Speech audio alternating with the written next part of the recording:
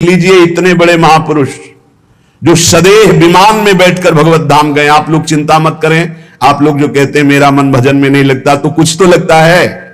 श्री तुकाराम जी लिख रहे हैं, आरंभ में बिल्कुल मेरा भजन में मन नहीं लगता था, पर संतों के चरित्र पढ़ने में मन लगता। संतों के चरित्र पढ़ता और उनके वचनों को बार बार याद करता कि उन्होंने क्या कहा है। उनके वचनों से मुझे बोध होने लगा। संत वचनों पर विश्वास, संत वचनों का महत्व और उनके वचनों का बार बार मनन बहुत सुंदर साधन है। बिल्कुल उत्तम अवस्था प्राप्त करने के लिए ऐसे ही साधक को कर। संत चरित्र, भक्त चरित्र पढ़ने में बड़ा मन लगता है। उनके वचनों पर बड़ी निष्ठा, बड़ा भाव, उन्हीं के वचनों का बार बार मनन। अब मन लगने लगा कि जहां हरि कीर्तन होता है वहां पीछे जाके खड़े हो जाए। महाराष्ट्र में प्रायः खड़े होकर कीर्तन करने की प्रथा है। आगे महापुरुष गा रहे हैं, पीछे सब मंजीरा लिए हुए, मृदंग लिए हुए खड़े गान करते हैं। तो मैं भी कीर्तनकारों के पीछे खड़ा हो जाता और जैसे वो कीर्तन का भाव प्रकट करते वैसे ही कीर्तन गाने की चेष्टा करता। भक्तों के चरित्र पढ़ना, संतों की बातें मनन करना और कीर्तन में उपस्थित होने से मेरा मन शुद्ध होने लगा। अब तो कीर्तन में मेरा मन बहुत लगने लगा। कीर्तन भजन करने वालों को जहां देखता तो साष्टांग दंडवत हो जाता और गिरकर उनके चरणों में प्रार्थना करता कि थोड़ा चरणामृत उतार लेने दो। तो वो मुझे चरणामृत उतारने का अवसर देते और जब मैं चरणामृत पीता तो मुझे अपार आनंद आने लगा। अब तो मेरी लज्जा चली गई। जहां संत को देखता, भक्त को देखता, कीर्तनकार को देखता, चरणों में लौट जाता और उनसे प्रार्थना करता कि आप हमको चरणामृत दे दें। वो हमारी दैन्यता देखकर चरणामृत दे देते। अब हमारे मन में आया कि शरीर को भारी कष्ट देकर भजन करो। ये निष्ठा, ये निष्ठा। शरीर आराम सुख की व्यवस्था चाहने वाला भजन में रुचि नहीं प्रकट कर पाता। ये ध्यान रखना। चाहे जितना शरीर में कष्ट हो, पर जैसे एक गरीब आदमी धन कमाने के लिए प्रयासरत रहता है, ऐसे भजनानंदी भजन के लिए प्रयासरत रहता है। रात्रि विषयी पुरुषों के लिए सोने के लिए अच्छी लगती है, भजनानंदियों के लिए रात्रि भजन के लिए होती है। थोड़ा विश्राम किया, जग के बैठ गए, बैठने की सामर्थ्य नहीं, फिर करवट ली हुई, लेटे हुए, आंख खोले हुए, मंत्राकार वृत्ति। समय हुआ शौच स्नान, अपनी दिनचर्या। नींद कहां? जब तक भगवत साक्षात्कार नहीं तब तक नींद कहां, और जब भगवत साक्षात्कार हो गया तो नींद कहां? क्योंकि तमोगुण का पूर्ण नाश हो जाता है, त्रिगुणातीत अवस्था प्राप्त हो जाती है। यह निश्चय हुआ कीर्तन में जाने से, भगवत भक्तों के चरित्र पढ़ने से, भगवत भक्तों के वचन मनन करने से, भगवत भक्तों का चरणामृत पीने से, भगवत भक्तों के चरणांग में साष्टांग दंडवत करने से, कि शरीर को कष्टप्रद करके खूब भजन किया जाए। ये बड़े भाग्यशाली जो ये शब्द समझ पाए। शरीर को कष्ट रखते हुए भजन करना, चैन नहीं लेने देना, ये बड़े भाग्यशाली होंगे सो ये बात पकड़ पाएंगे। अब शरीर को कष्ट, अब बैठे हैं, जैसे श्री महात्मा बुद्ध जी ने कहा, इहासने सुसत में शरीरम, मेरा शरीर इसी आसन पर बैठकर सूख जाए, हड्डी टूट जाए, मांस गलित हो जाए, लेकिन जब तक ब्रह्मबोध नहीं होगा मैं उठूंगा नहीं। ये निष्ठाएं महापुरुषों की पकड़नी होती है। शरीर को बहुत सुखद नहीं, उचित भोजन, उचित नींद, रात दिन भजन। मैंने भगवत भजन में शरीर को घिस डाला। तुकाराम जी के रात दिन कीर्तन, रात दिन भजन। अब अच्छा लगने लगा तप, कष्टप्रद भजन, कष्टप्रद शरीर और खूब भजन अच्छा लगने लगा। ये मन का एक स्वभाव है। इसे भोगों में लगा दो तो ये भोगों का अभ्यास बढ़ाता चला जाएगा, और भजन में लगा दो तो भजन का अभ्यास बढ़ाता चला जाएगा। जब अन्न त्यागा, फलाहार में आए, तब फलाहार भी त्यागने की इच्छा जागृत हो गई कि सावन भर केवल जल पी कर रहेंगे, गंगा जल पी कर रहेंगे। बड़ा उत्साह, त्याग की तरफ करो तो मन क्रम बाई क्रम त्याग बढ़ाता चला जाता है, और भोग की तरफ बढ़ो तो मन क्रम बाई क्रम भोग बढ़ाता चला जाता है। ये चतुर उपासक त्याग की तरफ बढ़ता है, अविवेकी भोग की तरफ बढ़ता है। इस प्रकार मेरी परमार्थ की साधना आरंभ हुई। कथा सुनना, कीर्तन में सम्मिलित होना और संतों से प्यार करना। संतों को देखते ही एकदम लौट जाना, ऐसा लगना कि हो भाग्य। ये प्रायः महापुरुषों की वाणियों में पाया गया। गोस्वामी तुलसीदास जी कहते हैं जैसे मेघ को देखकर मोर कुहुक पड़ता है, नाचने लगता है, ऐसे संत को देखकर जो भक्त आनंदित हो जाता है, ओह अहो भाग्य, आज संत दर्शन हुए, और मन नाच पड़ता है, उसके हृदय में भगवान प्रेम वर्षा करते हैं। हमारा चित्त बस दो ही जगह लगने लगा, कथा कीर्तन और संत जन। परहित की बात आती तो शरीर की परवाह न करके दूसरों की सेवा करने में बड़ा सुख मिलने लगा। मेरी अवस्था देख करके जो मेरे स्वजन है उनको अच्छा नहीं लगा, नहीं लगेगा अच्छा, एक एक बात बैठा लो। कई लोग शिकायत करते हैं परिवार के लोग हमसे ठीक से बात नहीं करते, हमारा उपहास करते हैं। आपका क्या, बड़े महापुरुषों का किया, परिवार के स्वजनों को यह अच्छा नहीं लगता, हमारा भजन, हमारा संत प्रेम, हमारा परोपकार, उनको देखी ये नहीं गई। भाई बंद स्त्री, ये सब हमारा जो ये भाव है इसके विरुद्ध करने लगे। गृह प्रपंच में आसक्त जन मेरे भाव का विरोध करने लगे, मुझे निषेध करने लगे। संत दर्शन, संत सेवा, कीर्तन, भगवत कथा, ये स्वयं उनके वचन हैं। मैंने अपने हृदय में निश्चय कर लिया था, कठोर हृदय बना लिया था, हर दुख सहूंगा पर अब पांडुरंगा को नहीं छोड़ूंगा, अब विट्ठल को नहीं छोड़ सकता। किसी की कोई भी परवाह ना करके, घर परिवार के लोग इतना प्रपंच किए, मैं किसी की बात नहीं सुनता। ये भक्तजन होते हैं, बड़ी ऊंची स्थिति होती है प्रेम की। अद्वैत सिद्धांत के आगे कौशल पूर्वक ये अभेद सिद्ध स्थिति प्राप्त होती है, इसी को प्रेम कहते हैं। इस प्रेम में द्वैत रहता ही नहीं है। वो जो नहीं समझ पाते वो समझते हैं भक्ति का मतलब है द्वैत, द्वैत नहीं, अभेद भक्ति, अद्वैत भक्ति, मोक्ष के परे की भक्ति, और अभेद को सिद्ध करके प्रेम में स्थित हो जाना। अभेद के भेद किया निज अंग, पावे सारा जग प्रेम सुख, यह भंग श्री तुकाराम जी का। भक्ति की ऐसी पराकाष्ठा जिसमें एको ब्रह्म द्वितीयो नास्तिक का अनुभव करके आगे बढ़ जाना, यह ज्ञान से भी श्रेष्ठ है। हरि विठ्ठल की प्रेम लक्षणा भक्ति, वही भक्ति वही ज्ञान, एक विठ्ठल ही जान। द्वैत भाव से नहीं, ये द्वैताद्वैत, द्वैत से अद्वैत और अद्वैत से फिर प्रेम की स्थिति। चौथा, मुख्य साधना गुरुदेव के द्वारा जो बताई हुई पद्धति है, उसमें विशेष रूप से दो बातों की विशेषता, एक तो नाम कीर्तन की विशेषता और एक गुण कीर्तन की विशेषता। भगवान की लीला कथाओं का श्रवण कथन और नाम कीर्तन, ये दो प्रेम लक्षणा भक्ति के लिए विशेष साधन है। और गुरु कृपा से दोनों खूब जोर से चलते हैं। अखंड नाम कीर्तन चलता है और वाणी लीलाओं का गायन चलता रहता है। पांचवा, वही जपना जो गुरुदेव ने दिया है, अपने मन की नहीं। मन कभी कभी ये साधक के हृदय में विडंबना पैदा कर देता है कि गुरु जी ने कहा है सो तो ठीक है, लेकिन हमारा मन तो पहले से लगा है हम यही जपेंगे। ऐसा नहीं, यहां आदेश कर रहे तुकाराम जी 5वें सूत्र में कि मुख्य मंत्र है जो गुरुदेव ने दिया है। श्री हरि के अनंत नाम है, सभी सामर्थ्यशाली हैं, पर जो हमें गुरुदेव ने नाम दिया, मंत्र दिया, उसी में हमें आसक्ति करनी है। और भगवान के शास्त्र नामों का कीर्तन करना चाहिए। कल भी चर्चा में आया था कि गोपाल शास्त्र नाम, विष्णु शास्त्र नाम। छठवां, अपने मार्ग के कुछ महापुरुषों का चरित्र और नाम, भक्त चरित्र और नाम, अपने महापुरुषों का, जिस मार्ग में आप चल रहे हैं उनके चरित्रों को पढ़ने से बल मिलता है। और उनके कैसी निष्ठा प्रिया प्रीतम के प्रति समर्पित रहे, कितना त्याग भावना रही। आश्चर्य होता है कि क्या ऐसा भी हो सकता है, इतनी स्थिति कैसे आ सकती। जब महापुरुषों के रसिक अनन्यों के चरित्र पढ़ते तब हमें पता चलता है। तो पांचवा, भक्त चरित्र, भक्त सुमिरन होना चाहिए प्रत्येक उपासक के जीवन में, बहुत लाभ मिलता है।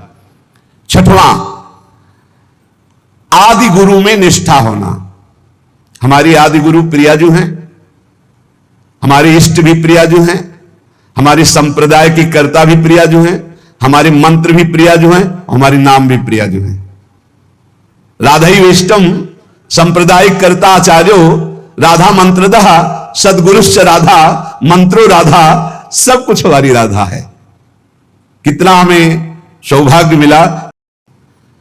मैंने देखा कि मेरी बुद्धि में ये ताकत नहीं थी, ये मेरी बुद्धि में श्री हरि कीर्तन से प्रकाश हुआ, हरि लीलाओं का। ये भगवत प्रसाद से मेरे अंदर आया। ये भगवान की ही प्रेरणा से अभंग निकलते थे। मैं गदगद होकर के सुप्रवाह करने लगा कि कैसी कृपा की मेरी बुद्धि में एक भी लीला नहीं थी और आज लीलाओं की बाढ़ आ रही, गुणों की बाढ़ आ रही है। मैंने श्री हरि चरणों के प्रति और दृढ़ विश्वास और दृढ़ श्रद्धा प्रकट हुई। क्रम चलता रहा।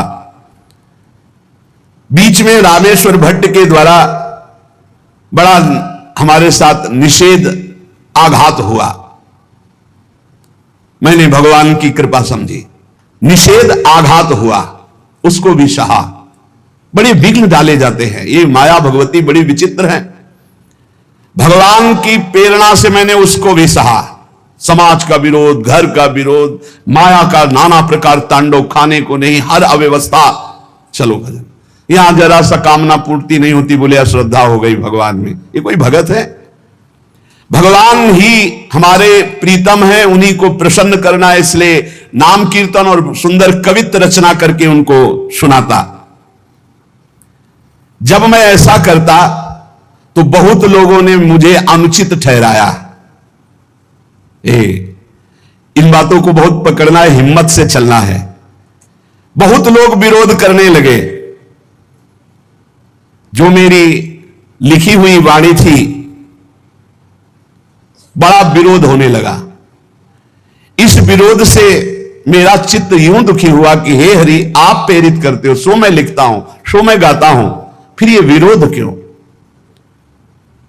जब मुझे लगा कि मेरे हरि ही नहीं चाहते हैं, तो जितने अभंग रचना की थी सबको लेकर के इंद्रयानी नदी के दह में जाके डुबो दिया। विरोध कर रहे थे।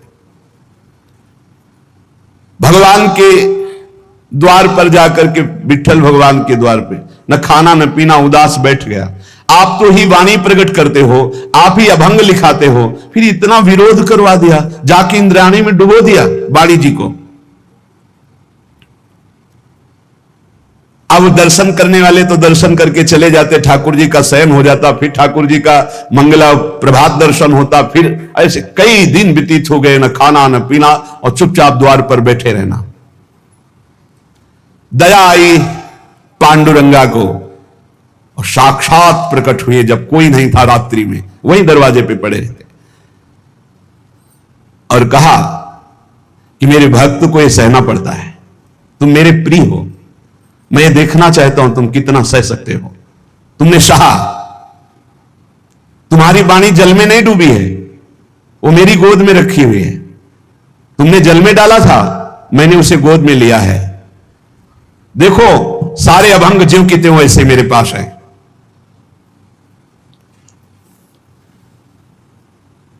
अभंग ज्यों के त्यों, जैसे श्री भगवत रसिक जी की वाणी यमुना जी में, तो यमुना जी ज्यों का त्यों, एक अक्षर भी गीला नहीं हुआ था, ज्यों का त्यों ले। ऐसे भगवान ने कहा जो तुमने इंद्राणी में डुबो दिया ना अपनी वाणी, कि सब विरोध करते, मैंने अपनी गोद में लिया है। ये रहस्य रघुनाथ कर बेग न जाने कोई, सहना पड़ेगा इतने बड़े महापुरुष को भी। कितने कष्टों से ही भरा जीवन। तुकाराम जी भगवान का सगुण साक्षात्कार करके, भगवान से बात हुई, भगवान ने दर्शन दिया। उन्होंने जो अपने जीवन में कष्ट सहा, उस कष्ट से भगवान के प्रति उनकी ममता घटी नहीं, उनकी ममता बढ़ी। भक्त वही है कि जितना उन कष्ट मिले, जितनी विपरीतता आवे, उतना भगवान के प्रति प्रियता बढ़नी चाहिए। श्री तुकाराम जी ने कष्ट ही कष्ट, जितनी ऊंचाई अध्यात्म की होती है वो कष्ट से होती है। ये जितने सुखद ऊंचाई नहीं है, आंतरिक ऊंचाई नहीं, ऊंचाई है अध्यात्म की ऊंचाई, अंदर की द्वंद्वों पर विजय प्राप्त कर लेना, ब्रह्म तत्व का बोध हो जाना, भगवत साक्षात्कार हो जाना। ये ऊंचाई कौन देख पाएगा? मोक्ष मार्ग में चलने वाले या भगवत प्राप्ति के मार्ग में चलने वाले साधु जनों का, भक्तों का पहला पड़ाव होता है कि अपनी निष्ठा परिपक्व करे। पहला कदम मजबूती है कि अपनी निष्ठा परिपक्व करे। कोई तुम्हें साथ नहीं देगा, कोई तुम्हारा इस मार्ग में मित्र नहीं होगा। जिसको मित्र बनाओगे वो घसीट लेगा प्रपंच की तरफ। आपको अकेले चलना है। आज तक का पूरा खुद का अनुभव है, इस मार्ग में अकेले चलना है। इस मार्ग में हमको मरना है। जीवित मर जाए उलट आप में समाया है दिलगिरी। हर समय कष्ट, 1 मिनट का कष्ट, हर समय का कष्ट, पूरे जीवन का कष्ट। मृत्यु जब तक नहीं होगी तब तक का कष्ट। लेकिन उस कष्ट से ना उदास, ना निराश, ना हताश, पूरे जीवन की बात है। जब साधक पहले पड़ाव में दृढ़ हो जाता है, पहला पड़ाव यही है, सुख की तरफ आकर्षित नहीं होना, दुख से हमें मुख नहीं मोड़ना। तब उससे साधकों को सत्संग मिलता है, शुद्ध संत संग। उस संत संग से शुभेच्छा जागृत होती है, मुझे भगवत प्राप्ति करनी है। पहला पड़ाव तुम्हें सुख घसीटेगा, कदम नहीं बढ़ा देना सांसारिक सुख की तरफ।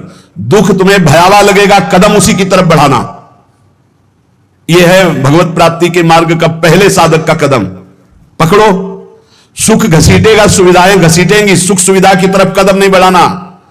दुख घसीटेगा, भयावह दिखाई देगा, चलो दुख की तरफ चलो। और जिसने दुख की तरफ कदम बढ़ा दिया भगवत मार्ग में, वो महासुख को प्राप्त हुआ। दूसरा उसको क्या संत संग मिलता है, विशुद्ध संत संग। उससे शुभेच्छा जागृत होती, अशुभ कर्मों का त्याग और भगवत प्राप्ति की प्रबल इच्छा। ऐसे पुरुष को प्रापंचिक रिश्ते नातेदारों से बैठकर बात करना है सब कुछ अच्छा नहीं लगता। पहला पड़ाव भोगों की सुविधा मिलेगी उसकी तरफ से ना बोलना है। दुख है परमार्थ में, ये दिखाई दे रहा है आपको, लेकिन दुख नहीं, महासुख है। जैसे संसार में सुख है ये दिखाई दे रहा है, लेकिन ये भगवान कह रहे हैं दुखालय है, इधर सुख नहीं है। परमार्थ में दुख दिखाई दे रहा है, लेकिन इधर महासुख है, इधर कदम बढ़ाओ परमार्थ की तरफ। दूसरा, जे भी कदम बढ़ाओगे तो सच्चे संतों का संग मिल जाएगा, पहचान, शुभेच्छा जागृत हो जाएगी, पापाचरणों का त्याग और भगवत मिलन की, शुभ कर्मों की अंदर प्रबल इच्छा जागृत होगी। तीसरा, उसे बद्ध पुरुषों का संग अच्छा नहीं लगेगा। ये रिश्तेदार, नातेदार, सांसारिक भोगों में फंसे हुए लोग, ये अच्छा नहीं लगेगा। भले वो संसार के बीच में रह रहा है, लेकिन उसको इनसे प्रपंच की बातें करना, संसार के लोगों की रिश्ते नाते की बातें, ये अच्छा नहीं लगता। आंतरिक जब मन का आकर्षण भोगों की तरफ होता है, उस भोगों से मन को जलाते हुए परमार्थ की तरफ चलना है। क्या जाने संसारी पुरुष, इनको तो जब जो इच्छा हुई सो भोग लिया, ये क्या जाने चढ़ाई को, ये तो खिसकते हुए गए नरक की तरफ। और वो जब साधक संभल कर चलता है तब इनको लगता है नहीं नहीं, परमार्थ में इतनी ऊंचाई पर नहीं, भ्रष्ट करने के लिए वो उपदेश देते। तो बद्ध पुरुषों का संग ऐसे साधकों को अच्छा नहीं लगता। उसको अच्छा लगता है भगवत प्रेमी महात्माओं का संग, भगवत मार्ग की चर्चा करने वाले, कैसे हम माया पर विजय प्राप्त करें, कैसे भगवान से अनुराग प्राप्त करें। सजाती संतों का संग अच्छा लगने लगता है, और उसमें संतों के प्रति जो भाव आया उससे सद्गुणों की वृत्ति बढ़ने लगती है। सद्गुण जो भगवान को प्रसन्न करे, सद्गुण जो भगवान की प्रीति प्रदान करे। प्रपंच से पूरा मन हट जाता है उस साधक का। चौथी स्थिति आई, प्रपंच से पूरा मन हट जाता, बिल्कुल अच्छा नहीं लगता। जैसे स्वप्न झूठा, ऐसे संसार झूठा दिखाई देने लगता है। उमा कहूं मैं अनुभव अपना, सत हरि भजन जगत सब सपना।